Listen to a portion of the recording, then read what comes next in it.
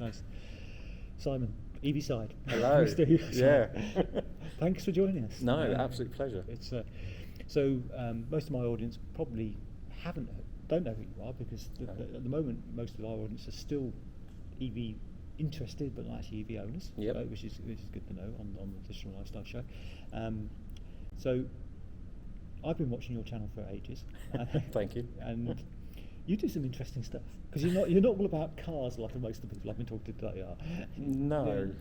Sort of personal electric transport, that's what they call it here, but I'm not sure. Yeah, so like I started with I suppose this whole electric journey of any sort of transport probably 3 years ago or so, when I bought my first car, my BMW i3, and that was kind of like the instigator of anything electric is possible. Now, people that know me know that, like, you know, this was a bit of a leap of faith for me back then, because I still to this day live in a flat.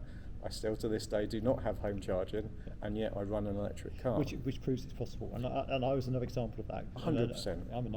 I've only just moved into a house which has got charging, and that's so novel for me. I know, it must be a game changer now, isn't it? But you exist on public charging, I existed on public charging. Yeah, and it's entirely possible, and in fact back then it was difficult but not impossible, and literally it's just become easier and easier, and that kind of I don't know, maybe triggered something in my head that, like, there was other forms of transport out there. And I'd looked around, and a chap that I'll give a shout out to, which is a TheEVSide from E-Rides. I've known him for about 4 years, and he ridden around on this thing called an electric unicycle. And I looked at it, and it looked absolutely terrifying, scary. I'd never step foot on a skateboard or anything like that. The closest I come was a normal bicycle. Mm-hmm. And bless him, he's tried for 4 or 5 hours to teach me, and it was a no. Like, it scared me to death. I didn't want to do it, but I wanted to do something. So I bought a cheap Chinese electric skateboard, and thought, I'll give that a go, and if I don't kill myself on that first, then maybe that's the thing. And 2 weeks in, I came off the board at 25 miles an hour. Luckily, I was padded up at the time. Still terrified me a lot, but then I got back on it, and then absolutely started to love it and enjoy it. And that passion over the last sort of couple of years has just built and built. And I've found that there's not just one type of board. There's like off-road stuff and things like that, and that kind of grew into off-road boarding, which I kind of tend to do more now, and then that's now finally kind of come full circle to a unicycle, which I never thought I would get back on again, because the thought of going from 4 wheels that is still dangerous and still quick. I mean, these boards can go upwards of 25, 26 miles an hour, even off-road. It's with nothing holding you on. To go into a unicycle which has got 1 wheel, can go 60 miles an hour, and can do off-road, I was terrified. So I bought a almost like a training sort of wheel a couple of months ago, literally, and I thought, I'll try that. If that works and I don't fall off enough and I don't hurt myself enough, I'll stick with it. And somebody told me, because the first sort of week was really hard going. It was fall off, get on, fall off, get on, fall off, get on, every single day for about half an hour to an hour every day. And somebody said, it will just click. And when you're falling off, that's the last thing you want somebody to tell you, is it will just click. And weirdly, in the second week, it just did. I pushed away from a wall, and I fell off a couple of times, and then I eventually pushed off from the wall and stayed on. And I was like, I can do this. And it came down to, like, overthinking the situation, is that this thing won't balance me, won't keep me upright and things like that. And now, moving forward, I mean, that was about a month ago. And then the last couple of weeks, I've since upgraded to this new unicycle, which is the 60 mile an hour, 60 mile range, which is insane that it's got the same range as what an old Nissan Leaf would have.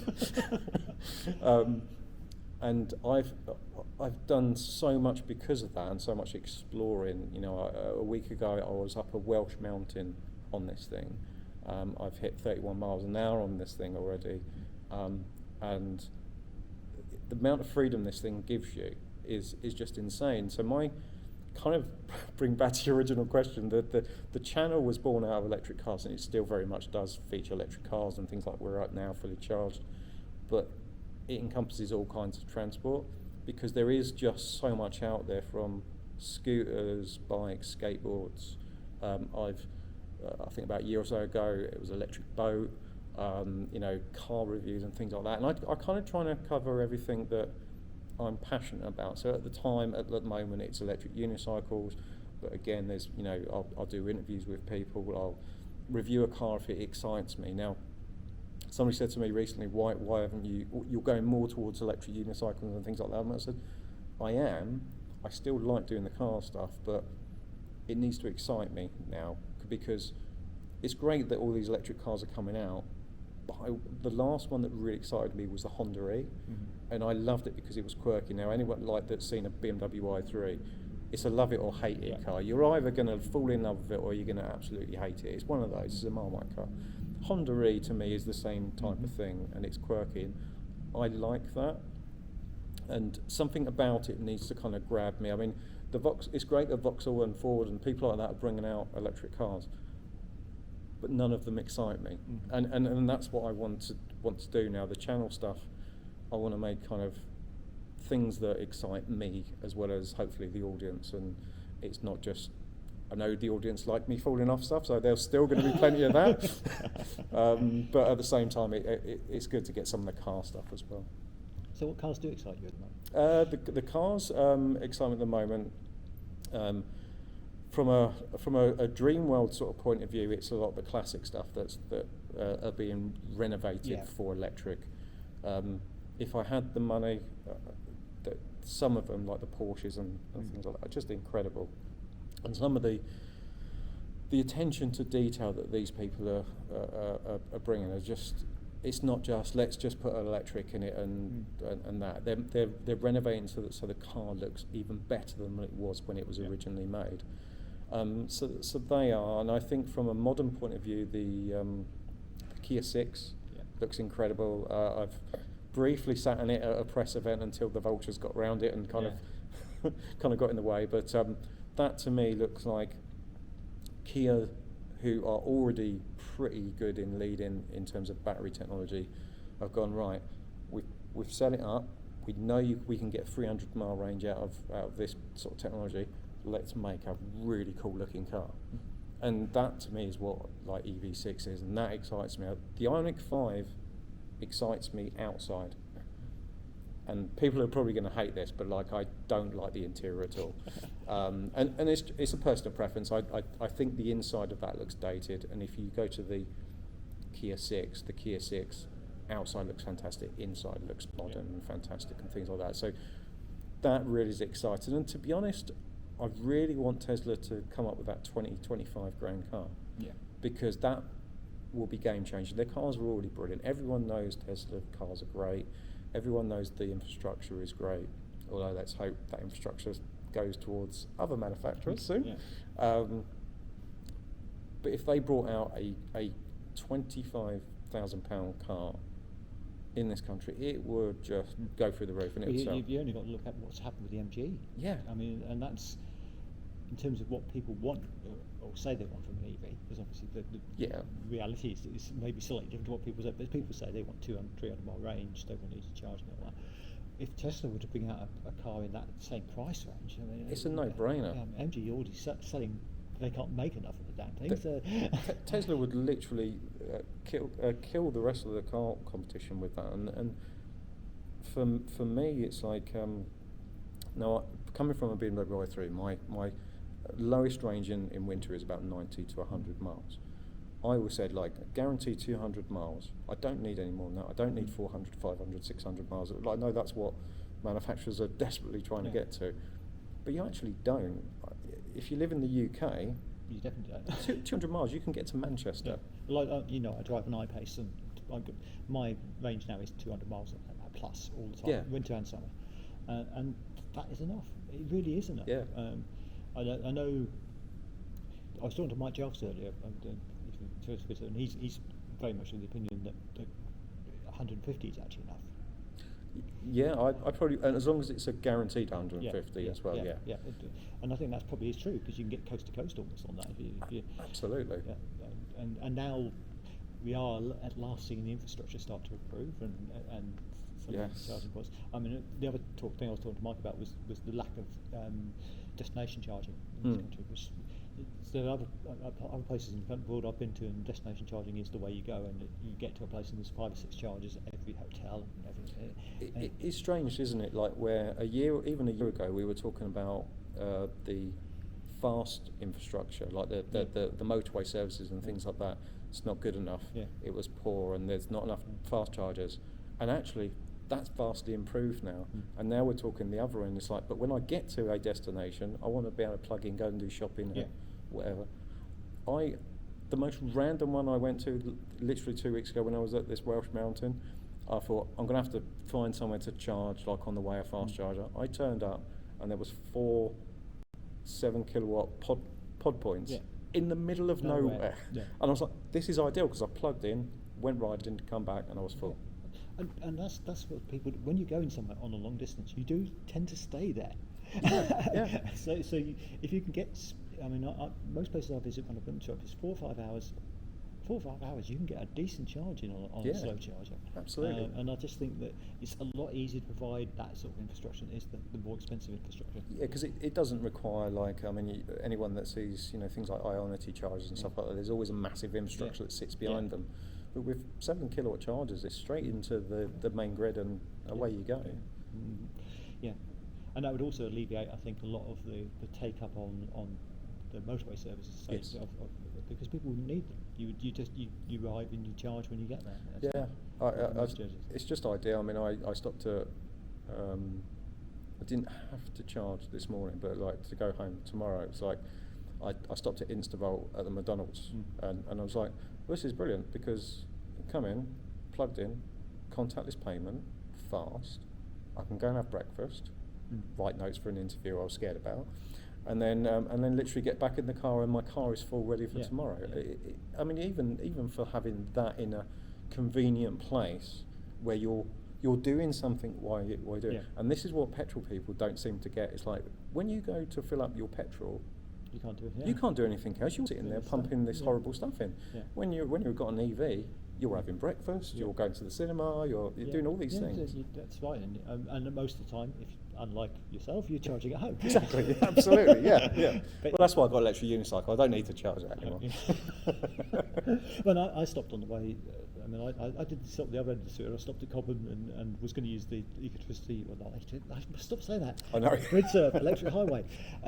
My GridServe friends would be very upset if I say that. But they used the GridServe, but they were all in use. I went to the Ionities and they were all in use, which is, I mean, that's just unbelievable to see that. Yeah. So I had to wait a little bit, but not very long, and then get on charging there. Unfortunately, I have a charge point card, so I could reduce that cost a little bit. But even so, that's. It's kind of an extreme situation, though, isn't it? Because, like, I mean, if you're at Farnborough at like this fully charged show, the amount of EV cars around here is ridiculous.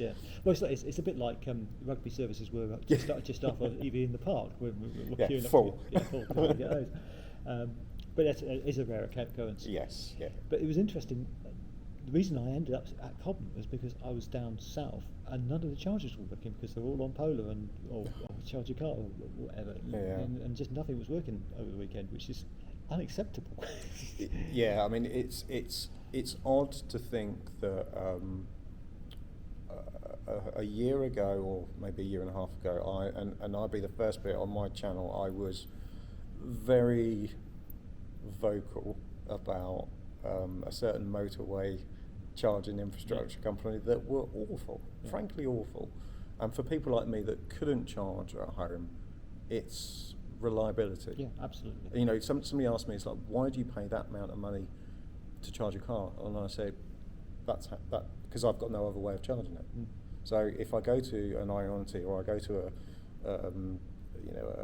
Instavolt, things like that, I pay what I pay because but as long as it's reliable and when I'm there, it works. For me, that's paramount, and that just wasn't there. And now, fast forward a year, we're now looking at another company that unfortunately is in the same situation. Yeah, and why? It's a really weird thing that's happened, because they were so good. And, and you wonder what's actually happened to them. I mean, for me, there's the skeptic part of me that says they're there to disrupt and bring fossil fuels back and all that bad stuff. There's another part of me to say that there's something wrong within their services team and that kind of area of the business that is so broken that has an effect on the infrastructure and what they're doing, because we found that with Ecotricity at the time, that it wasn't my frustration with them, it wasn't the passion to be able to do something and they wanted to make it better. It was the naivety to think that they could do it without money and they could do it without actually doing stuff and then not get the criticism. And unfortunately, the BP Pulse, I'm going to say it out now, I've lost complete faith in them to a point now I avoid them like I did Ecotricity. Which is such a weird thing, and it used to be my go-to. So sorry, state of affairs. I walked down to the BP Pulse sort of thing like that, and I didn't go in because I wasn't sure what I was going to say. Well, they've had a few people tell them a few things today. Yeah. But I think, it's interesting. I've got that skeptic as big old, but BP have got an agenda to move away from oil.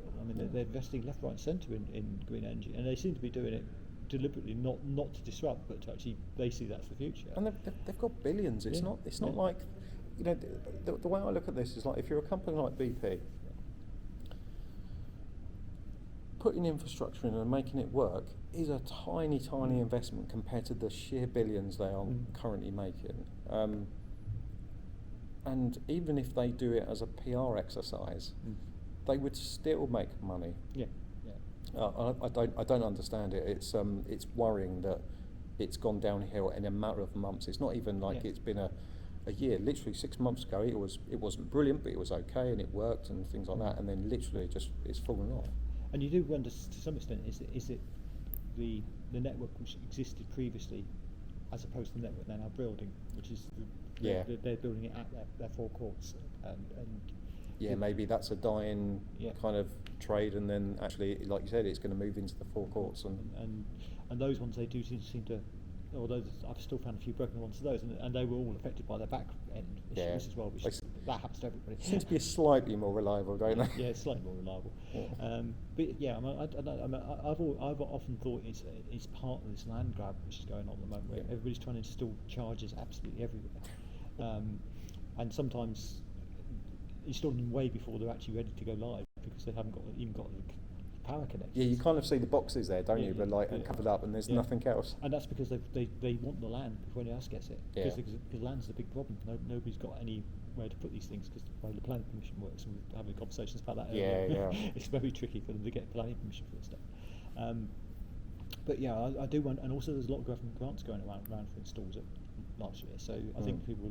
So I do wonder if a lot, and this I've seen with some other charter networks as well, that maybe it's a case of they put people who normally be doing the maintenance of these things actually out on the installs.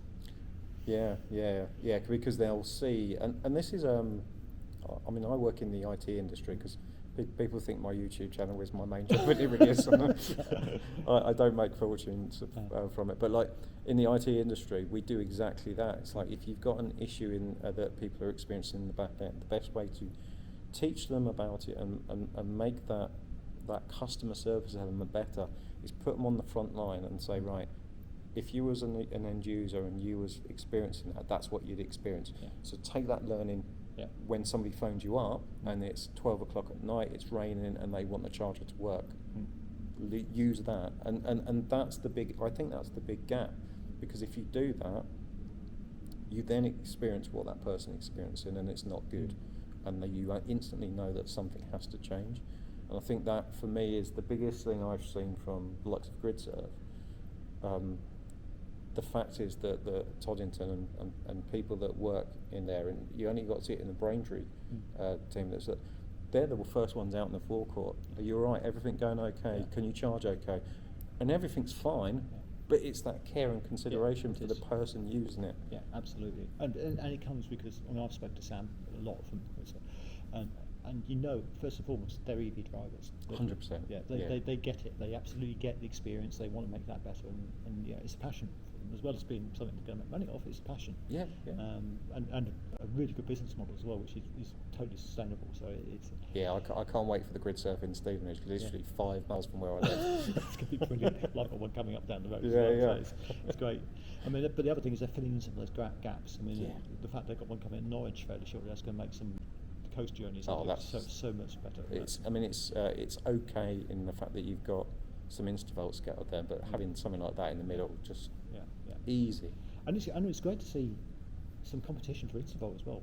Yeah. On what's going to be reliable and I mean, I'm talking to Instavolt earlier, and they're brilliant, and they do, and their focus is still that mentality they have. I mean, I don't know if you've ever met any of the Instavolt engineers.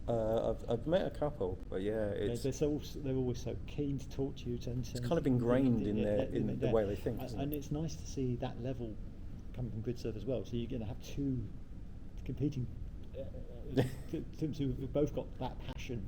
And that can only be good. It absolutely. I mean, for me, it's reliability. Yeah. I want to know, if I turn up on a long journey with a 5-year-old like in the back, that I have to charge, and we're going to stop, but I need to be able to charge, and to not have that, or not to have multiple charges at a point, and I don't even mind waiting, because you generally aren't waiting long.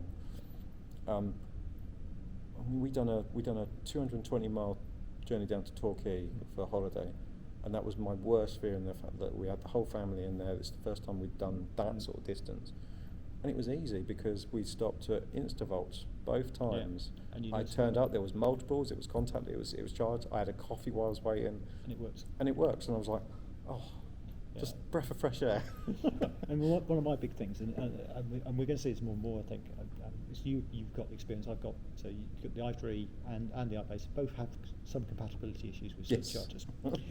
And that's not actually probably either of the car's fault, because they're following what is a flawed standard. The CCS standard just isn't really a standard. It's just, and I think that we actually need a British, now we're going to have British standards back, but I think we need a British standard for charging. Absolutely, Which does cable length and compatibility.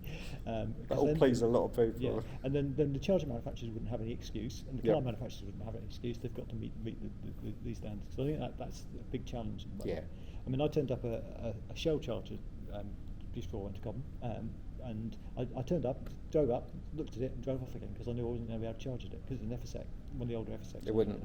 And the iBases just don't connect to them. And yet they should do. I mean, there's no reason why you should be able to pull that. You look at that connector, and you look at the connector on your car, and it should. Yeah, it should go. It should work. Yeah. And it's just that absolutely flawed sound. And the other thing is Multi-Fuel Group. They're putting some great charges in, really short cables, because they're eVolt. And eVolt got this thing that they think the car they're fine. They follow the standard. They're really not. And my one experience with eVolt was awful. Yeah. And it was in Norfolk, and wanted to charge. Wasn't the Swan one, was it?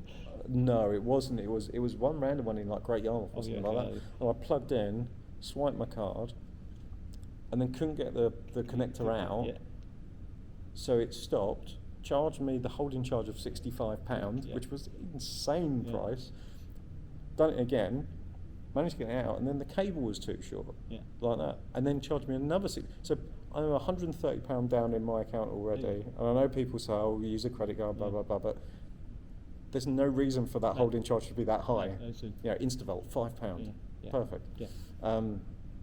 And the whole experience was bad, and it's like, again, it comes back to that same point that we said earlier. It's like, get that person out to one of those, and then see somebody struggling and trying to get the cable around, and where it is, and where there's some sites that you kind of look at and you're thinking, why did you put a charger there? Yeah. Like there's one set of chargers for Shell, and I remember doing those, and what they've done is that the bays are fine, but then down the side of the bays are these big metal posts where you would normally open your door. Yeah. I was like, well, this is pointless. And I've had this matter with quite a few charges where they put the posts, particularly backdoor passengers, on the iPads, when you Yeah. You're trying to get those in. You can't get people out. It's crazy. It's absolute madness. Yeah, it's really stupid. I mean, I know they want to protect the chargers, but It's a bit. I get from like the back, like when you pull up to it, but to have them down the side where you're physically trying to get out of your car. I've climbed through the car before to actually get out to then plug the car in. It's a ridiculous situation. Anyway, thanks so much for being on the show. No, This has been brilliant. absolute We will pleasure. have to have you back on again. I'm more than happy to do that. We'll do one of the longer segments and get that in. But Yeah, likewise. I'd like to have you on the show on the YouTube channel.